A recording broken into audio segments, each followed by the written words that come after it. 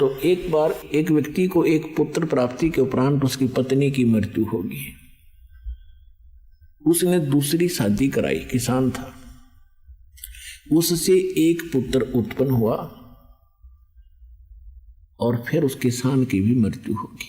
बड़े वाले लड़के का विवाह कर दिया था, उनके कोई संतान नहीं थी। बड़े वाले लड़के के छोटा जो दूसरी माँ से उत्पन्न हुआ था वह माँ भी मर गई और वो पिता भी मर गया उसका। अब बड़े का विवाह हो गया था तो वो छोटे वाला कुदरती थोड़ा सा बीमार हो गया। दूसरी माँ से जो उत्पन्न हुआ था, जमीन बहुत थी तो उसने बीमारी का इलाज कुछ दिन करवाया उस बच्चे का। फिर उनके मन में दोष पैदा हो गया। दोनों पति पत्नी ने मिलकर के स्कीम बनाई कि इसको विष दे दें छोटे वाले को और सारी संपत्ति अपनी हो जाएगी। सबको मालूम है ये अस्वस्थ है, किसी को शक भी नहीं होगा। ऐसा ही कर दिया। एक दूर देश के डॉक्टर से बात की, उसने उस समय 500 रुपये मांगे और उसको विष दे दिया। लड़का मर गया। अब खुशी का ठिकाना नहीं, क्योंकि एक तो पैसा लग रहा था वो बच गया। 1 वर्ष के बाद उनका लड़का हो गया, पुत्र उत्पन्न हुआ। खुशी का ठिकाना नहीं और उसको खूब लाड प्यार से खिलावे पिलावे। चंद दिनों में वो युवा हो गया, यानी 16-17 वर्ष का जब वो हो गया उसका विवाह कर दिया। विवाह होने के तुरंत बाद वो लड़का फिर बीमार हो गया। उनका अपना पुत्र इतना रोगी हो गया कि उन्होंने बहुत पैसा पानी की तरह बहाया। दूर देशों में जहाँ भी जिसने कोई वैद्य बताया, कोई जंतर मंत्र करने वाला बताया, वहीं गए। आधी संपत्ति यानी जमीन भी बेच दी और लड़का ज्यों का त्यों प्रतिदिन सूखता ही जा रहा था। एक दिन उसका पिता बैठा था, लड़का चारपाई पर लेटा था। लड़के ने कहा अपने पिता को कि भाई साहब मेरे कफन की तैयारी करो, लकड़ियों की तैयारी करो, अब मैं अपना हिसाब किताब करके मैं चलने वाला हूँ।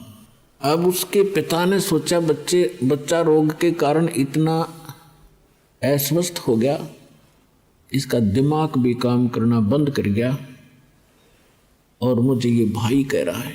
तो उसने कहा बेटा मैं तेरा पिता हूँ, भाई नहीं हूँ। वो लड़का कहता है कि मुझे पता है तू क्या है, मैं तेरा वो भाई हूँ जो तेरे पुत्र रूप में जन्मे हूँ, जिसको तुम दोनों ने मिलकर और विष देकर मारा था। मेरी आधी संपत्ति जो थी वो मैंने खर्च करवा ली, अपना पूरा कर लिया।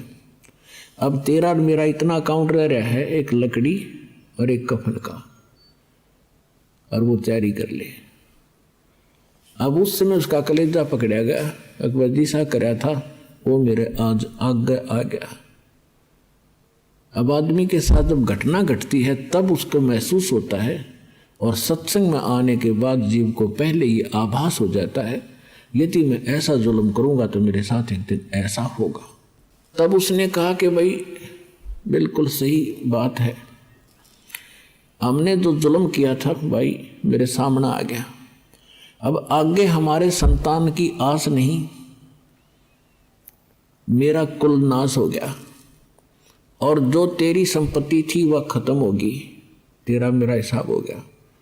भाई मैंने जो किया था वो तो मुझे फल भगवान ने दे दिया और बहुत अच्छा किया। आज मेरी आँख खुल गई और मैं अपनी पत्नी के बहकावे माँ के भाई तेरे साथ मैंने जो कर दिया।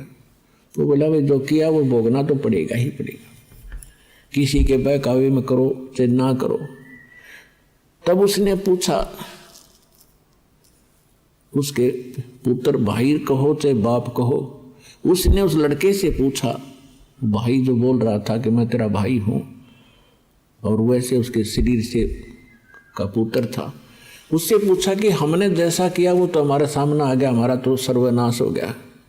अब कुल नाश हुआ, संतान आगे है नहीं, लेकिन एक बात बता, जो तेरी पत्नी है इसने क्या अपराध कर दिया जो तेरे साथ ही जिंदगी जलेगी। उसमें सती प्रथा थी और सती प्रथा के तहत उसमें क्या होता था, यदि किसी लड़की का पति मर जाता था उसको सात चिता में जिंदा फूंका करते थे। तब उसने बताया कि वो वैद्य कहा जिसने मुझे विष दिया था। तो उसके पिता ने बताया कि वो तो उस समय तेरी मूर्ति के 4 वर्ष उपरांत मर गया था। तो उस लड़के ने बताया कि ये वही डॉक्टर है, वही वैद्य है जो आज ये मेरी पत्नी बन के आया है। अब इस नालायक को सजा मिलेगी, ये जिंदी फूकी जाएगी। तो पुण्यात्माओं, ये 100% सच समझ लेना, परमात्मा का विधान है, एक लेवा एक देवा दूतम और कोई किसी का पिता नहीं पूतम। ये तो ऋण संबंध एक दूसरे का लेन देन उलझा हुआ है। अंत में सब 12 बाटा, कोई कहीं जाएगा कोई कहीं जाएगा।